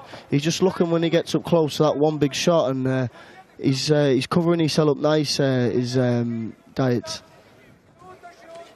Good shot. Good shot. As you say, Salami doesn't know how to lose, does he? So good shot to roll over. Good uppercut. Good nice angle change there from Salami. Oh, really good overhand left there from Salami, but Dietz took it well, shakes it off, but he's definitely down on the cards on this round, in my opinion. He's got to do some work here. He started the fight well with that jab, popping it, body and head, wasn't head hunting. Good jab. Like to see him double up with that jab and then throw that big right hand in. I'd like to see him touch Dietz's body a bit more. Just head hunting a lot here. Yeah, that's it. Salami looks like he's just trying to find that one shot. Looks like a man possessed. Just wants to win so bad, doesn't he? Oh, good shots back from Dietz though. Good second round. Very good second round there for Shayun Salami.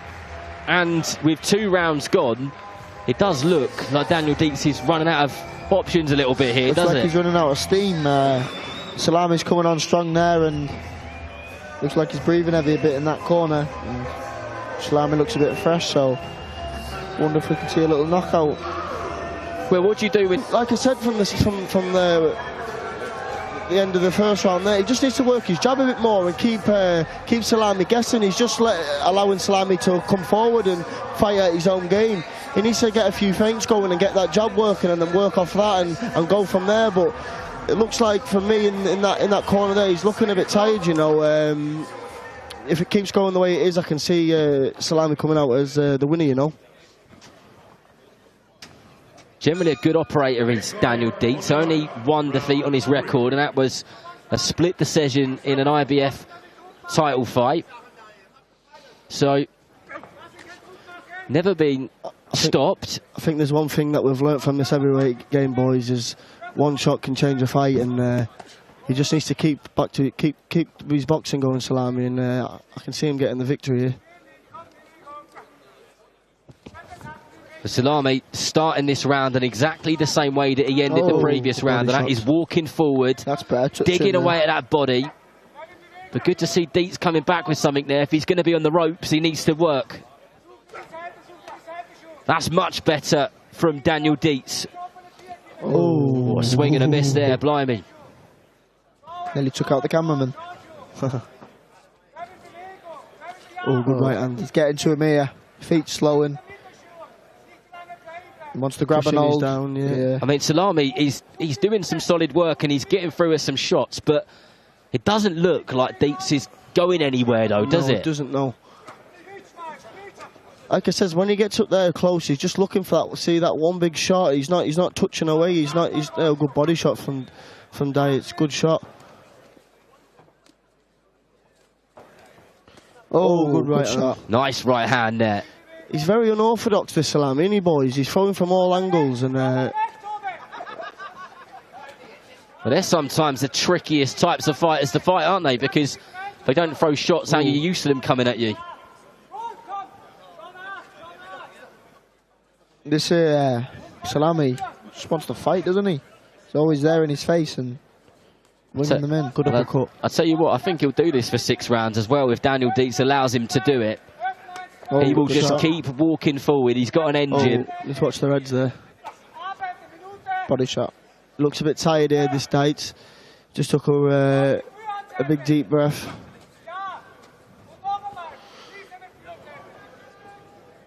Just needs to let his hands go a bit more. Just like he's taking a little bit too much. Well, Dietz made Salami miss there, but then didn't capitalise on it. And you guys know better than I do that if you're going to make someone miss, you've got to make something of that opportunity, haven't you? And there's a few times where a big left hook's gone straight past his head, and then he's kind of just stood there and done nothing. Yeah, when you make someone miss, you make them pay. They made the mistake, capitalise on it. I'd like to see Salami work the body and then come on back up over the top, you know. He's just headhunting all the time. And oh, good shot, good level change. Good uppercuts. Well, Salami, solid right hand there, boys. Really good. This Dietz is saving it for the last 10, looks like. Saved it for the last 10 the second round and the same that round, so. I didn't really, it was hard to score the first round. I don't know about you, but it was hard to score, but I think Salami's won the last 2 rounds. I'd agree with that. And he's just doing more work, isn't he? He's just doing a lot more work, and that is purely how he's winning the fight. He's not technically brilliant, is he? But that is his work rate, and he's smothering him, which is making it hard. His work rate and his determination to keep that winning record going, you know, and a good win on this show can lift you into good things, and he's just outworking him. No disrespect to the guy, he's not the most technically best in the world, is he? But he's working hard, and he's getting the job done, I personally think. Sometimes it's as simple as that, Leighton, isn't it? Work harder. Yeah, just you work harder than them and outwork them, then if that's what suits you, then that's how you want to win that way. I suppose, but a win at any cost, isn't it? Well, here we go then, round 4 of 6. This one in the heavyweight division. He's just walking through him, isn't he? Like, whatever Dietz throws, he's just walking through him. Good there from Dietz. Nice to see him throw that jab and change the angle. I think Dietz has been fooling us that he's not tired. Well, he hasn't got long to prove us. To prove it, has he? Yeah. 6 rounds soon flies by, especially when you've done a lot of work going backwards and finding yourself on the ropes and doing a lot of defensive work. Where he is now, takes its toll.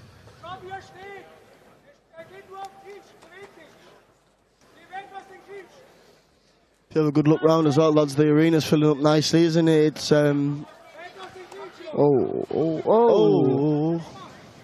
He's just had a wobble back there. He's knackered, isn't he? Oh. None of this work from Dietz is effective enough to keep Salami away. But Salami isn't thrown as much as he was. Good double jab. He's not thrown as much as he was, Salami. Good uppercut.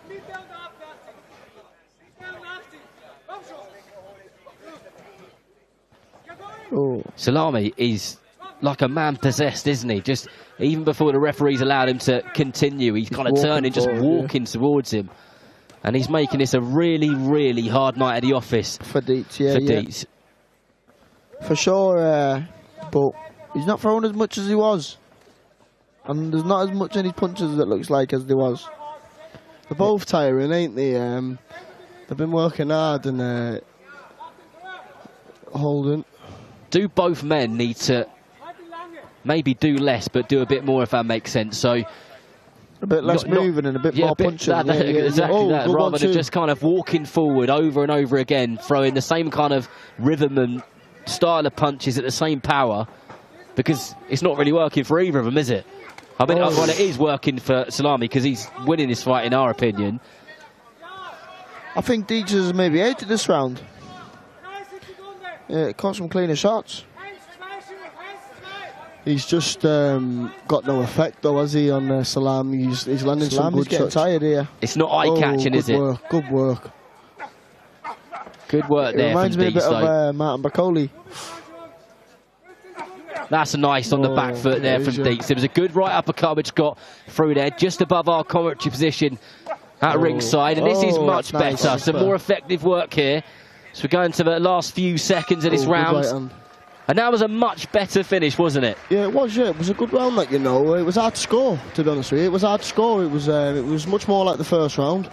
It was good. It was a good round of boxing. That I think Dietz just edged that round. Yeah, you felt like he did the better work on that back foot and the ropes, etc. I think it could be 2-2 going into the last two. Be interesting to see how this one has been scored. I mean, sometimes heavyweight fights can be, you know, amazing. They can be electric. It doesn't even matter if it's a kind of 1-0 versus a 2-0 fighter or whatever it is, or if it's, you know, an undisputed heavyweight championship of the world. Other times they can become really untidy, especially when you've got big, tall, heavy guys and they're leaning on each other. Big heavy men, aren't they? So the big heavy men. So it's going to take it out of them, isn't it? And there's been a little bit of that, but it hasn't been dull, has it? No, it's been a good watch, and up to now we've had 3 good performances.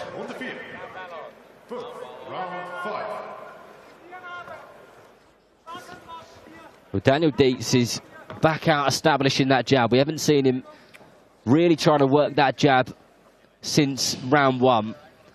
And that was what was working really well for him in the opening round. And then it kind of disappeared in round 2. But 2 rounds to these rounds to get the nod, in my humblest of opinions. Yeah, listen, these last 2 rounds, in my opinion, is the winner. Whoever takes these last 2 rounds wins the fight.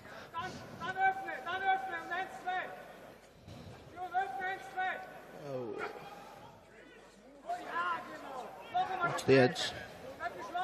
Salami doing well to keep Dietz on the ropes there. Just every time he moves an inch to the left or to the right, he kind of follows him and traps him in there again. Cuts that ring off well. But Dietz probably isn't doing enough to try and escape. I'd like to see Dietz. Oh, good shot. I'd like to see Dietz let his hands go a bit more now and show that he wants to win. There we go. He's doing some not bad work on the back foot, though. Islam is just smothering himself. See there? I think Dietz has took Salami's best work now, you know. And if he wants to win this fight, he's got to win this last minute and a half and push on for the last round and hopefully get the nod. But he's boxing well here. He's not really doing much, Salami, is he? He's just walking forward with his hands up. Good body shot. Yeah, Salami is just kind of doing the same thing, repeat, same thing, repeat. But so they're just not. Oh, I mean, Dietz looks more effective, doesn't he? Then that's much better from Dietz. He needs to try and walk him onto something, doesn't he? Yeah, like a big uppercut or something. Because the opportunity's there. Because all Salami's doing is walking forward. He just got to get the timing right. Yeah. Easier said than done, I know. Yeah, definitely easier said than done. But if he found that shot, it could be a fight-ending shot. We're coming up to the last 30 seconds now, and there we go. Get angry.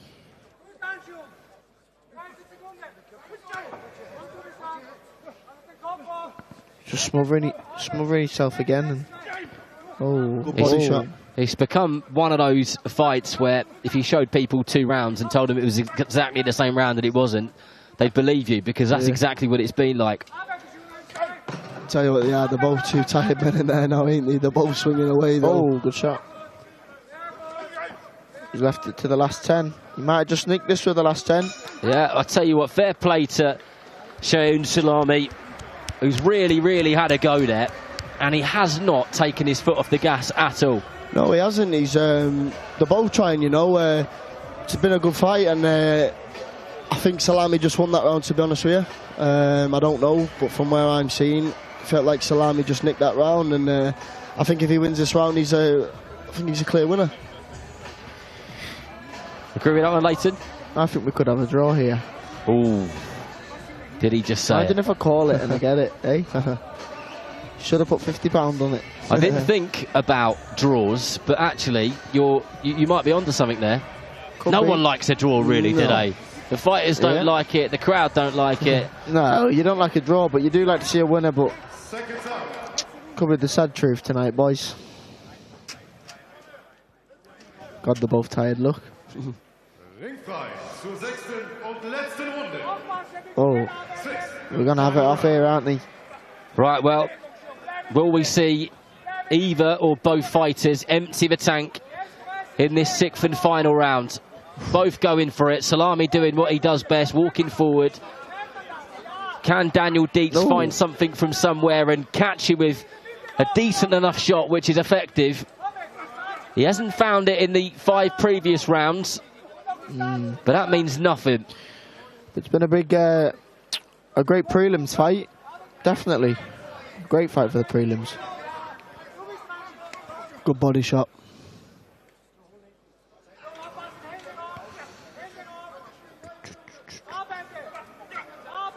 Looks like he's tired here, Salami, doesn't he? Oh, having it off here, lads. Both men exchanging heavy blows there. And Dietz doing some good work there on the back foot. Not easy to do that. Really letting his hands go. 2 minutes to go. In this last round. This is much better from Dietz. Where was this the last couple of rounds? And Salami comes through with a big haymaker of a right hand over the top. Digging away at that body. I tell you what, boys, what a fight. He's running at him now. Good body shot that was. Big left hook now. He's tired. Dietz is absolutely exhausted, isn't he? He's knackered. If he's not, he's a good actor. But he looks shattered, understandably. Yeah, when that man... a great learning fight. A great learning fight. Oh, stunned him there. Still struggling to just get that timing right is Dietz, but boxing well on the back foot. I think Dietz has had this last round and we could have a draw here, lads. Oh, a decent right hand there from Salami, who is just attached to Dietz and has been from the moment of the opening bell. I think the last 50 here could be massive. Oh, and Dietz just screaming out aggression as he throws his punches in bunches there, and he's going backwards because Salami's forcing him. Great shot, but he's still punching. Work there, let your hands go. Goodness knows how many punches both of these men have thrown, but must be into the hundreds and hundreds of them. Especially Big Salami. Oh, last 10. Go on, boys. Get to it. Scrap it out. Few seconds, which has been a bit of a slugfest, but a decent one as well. Salami just hasn't taken his foot off the pedal at all. And good fight. A solid performance from both of them. Good fight, boys. And fair play to him. Absolutely shattered, but that was thinks he's edged it and entertaining. Do you know what? It's a hard one to call. It is a tough one. It is, yeah. It was a good fight. I don't know. Good fight. I think for me, you think Salami? I think Salami. Yeah, I do. Oh, good fight though. Very good fight. Good I watch. think we could see a draw here. I'm sticking to my word. They're both going to know that they were in a fight when they wake up in the morning. That's for sure. But good for this German crowd who have come out early this evening. Doesn't always happen that in arenas. Sometimes you go to arenas around Europe and it's relatively empty until kind of the co-main and main event. But there's you know, let's say probably 50% full already, or getting towards that figure, which is good to see, because it means these fighters lower down on the undercards are getting to perform not only in front of a crowd, 100%, but on DAZN as well. I think it could be a little bit more than 50% full in here, you know. There's not really a lot of seats empty, is there? It's starting to fill up nicely. We look forward to that main event buzz, which we always get in this sport. Yeah. And that music, and everyone gets out of their seats. But the crowd up on their feet here, and the majority of them. So they should, yeah, great fight. Well, Big Salami thinks he's got it. Has Salami got it, or has it gone to the man from Germany, Daniel Dietz? So the referee has got the fighters together. Let's go over to Mark Bugman and find out. Nach 6 hart umkämpften Runden musste das Punktgericht entscheiden. Ihr Urteil. 2 von 3 Judges wertet in diesem Kampf unentschieden.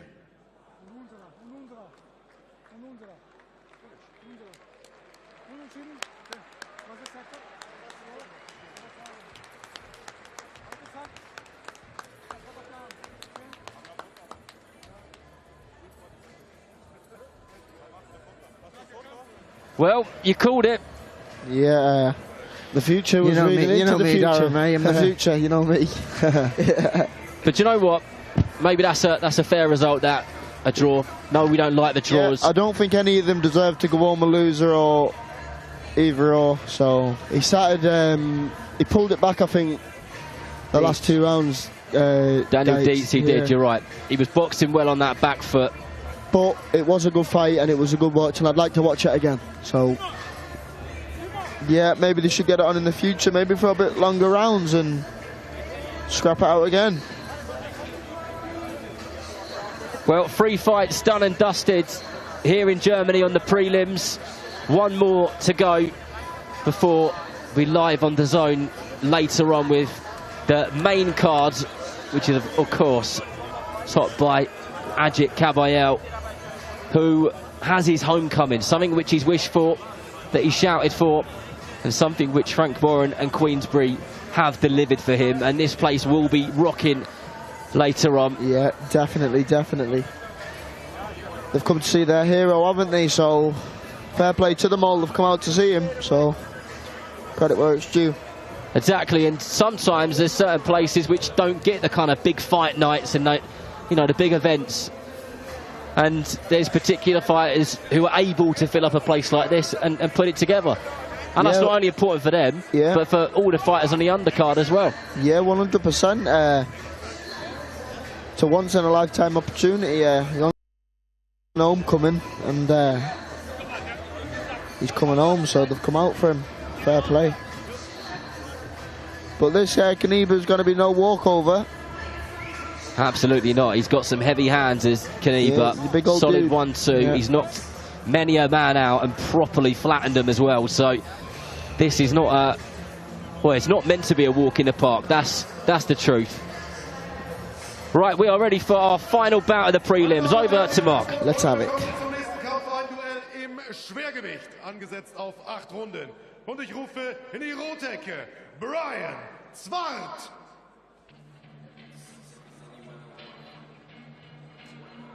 I think this one's a bit of a late comer, is he? He is. So this is Brian Zwart from the Netherlands. Very, very late notice opponent. Stepped in almost pretty much of a last minute.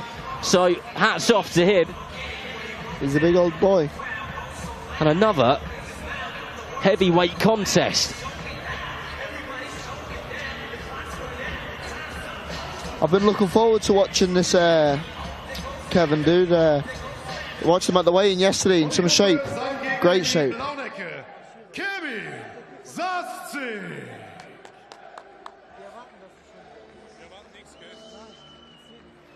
Well, the noise has gone up a notch inside the arena as Kevin Zatzik was announced, as he just takes his time on that stage and he'll make his way to the centre of this arena.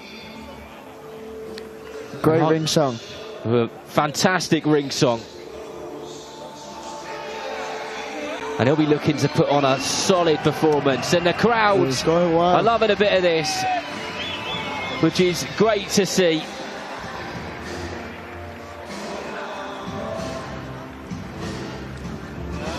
He's a unit as well, isn't he? He's a big fella. Old lad, big old lad he is. He's so is the lad he's fighting though, you know.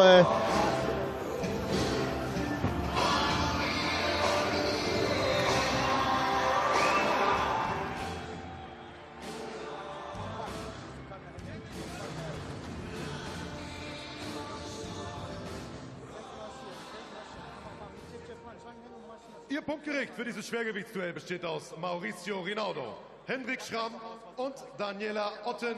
Ihr Kampfrichter im Ring Marco Morales.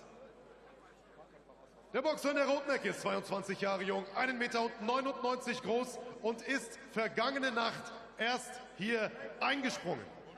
Seine Bilanz: 12 Kämpfe, 6 Siege, 4 Knockouts. Aus Wiesbaden, Deutschland, Brian Zwart.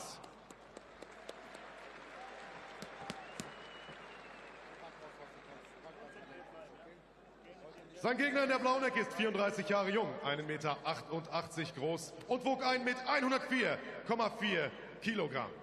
Seine Bilanz: 9 Kämpfe, 9 Siege, 3 Knockouts. Aus Witten, Deutschland, Kevin Sassi.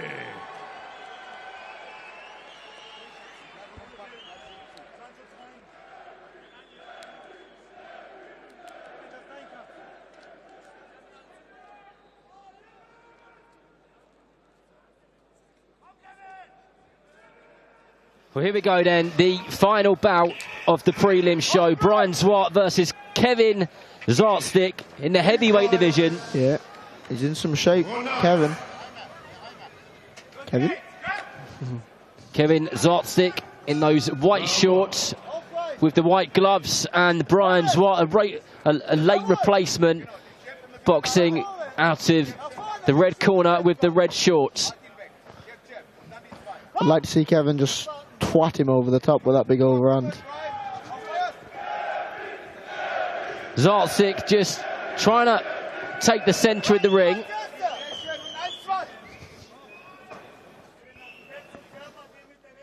Lots of feints there.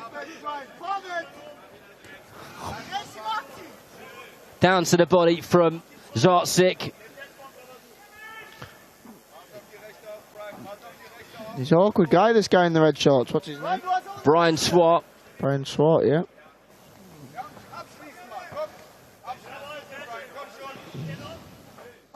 He looks a bit hesitant at the moment, does Zwart, but understandable. Yeah, dropping his hands. He's come out well, he's boxing well here, is Zwart. He looks a big awkward lad, you know. I think Kevin just needs to get in there and close the distance a little bit more and let his hands go. Shot. Nice right hand there from Zartstick, who lands a really good right hand straight over the top and kind of punches the air as he runs back to the neutral corner. But Brian Zwart felt that one, and I'm not sure he's going to make the count here. And the referee Lovely shot. Reaches the count of 10. It was a decent right hand straight over the top, and the legs went underneath Brian Zwart, and he didn't fancy anymore. It looked like he was coming from the opening bell. He wasn't rushing his work at all. And he found it. There's some shot that. Yeah, I said just moments before, you know, he needs to get in there and close the distance a little bit more and let his hands go, and that's exactly what he done. And it was a peach of a right hand, and it was he didn't want to know as soon as he connected. Absolutely loves the sport, does Kevin Zartstick. Also a model in other days of life. Is he? Yeah, been seen on the Berlin Fashion Week and so on. Yeah, he's a big lump, isn't he? He's a man in tremendous shape, and he can clearly fight. Definitely, 100%, you know. Yeah, he can scrap. The doctor just checking over Brian Zwart. Shot that overhand. You can't see in vision at the moment, but he's just sat on his stool, and he's okay. Yeah, good to see he's okay and up. Especially after a heavy knockdown like that, because it was a big thudding right hand, and he kind of found himself on the canvas, and his legs didn't want to get up. They didn't want to stand him on his to his full height. Well, 4 fights done and dusted. 3 of them haven't gone the distance. Yeah, it's been a good start to the night. Great start to the night. And plenty more still on the way.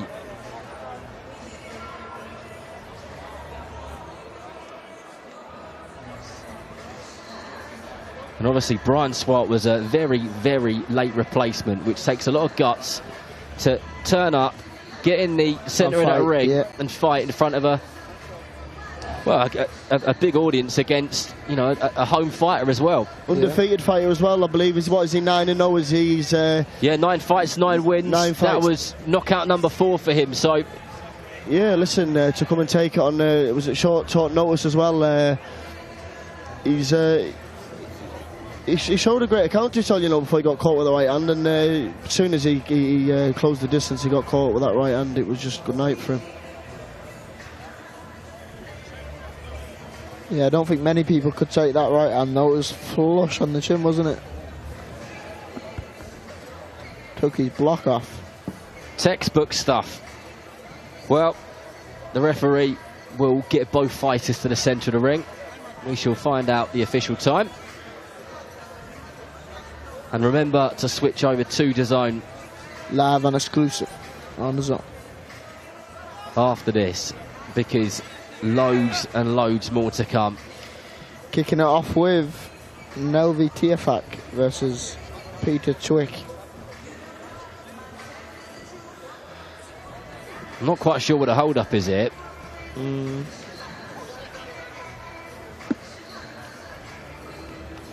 I can't get his gloves off in the red corner, but they don't necessarily need to get the gloves off.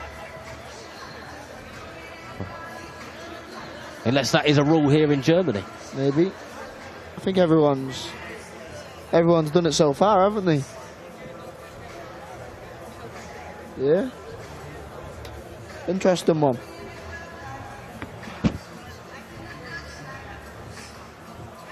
But the referee's had enough of them trying to get the gloves off, so here we go then, the official time. Sieger des Kampfes nach 1 Minute und 18 Sekunden in der ersten Runde durch Knockout, Kevin Saszik.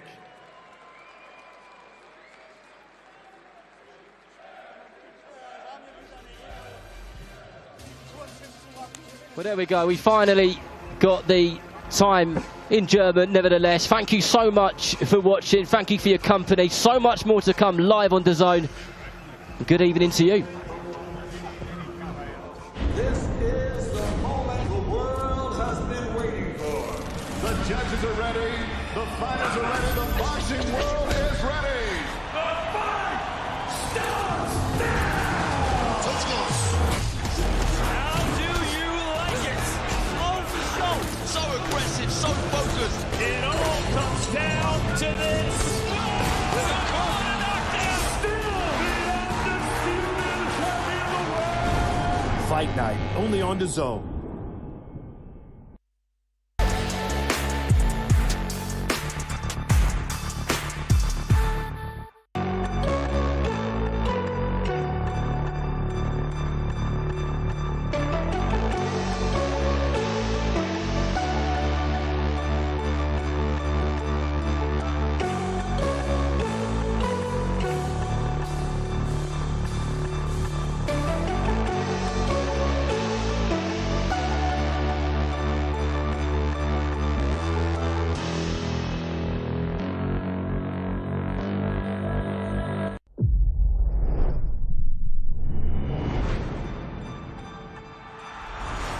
Don't miss the biggest night in MMA. EFL is more than a fight.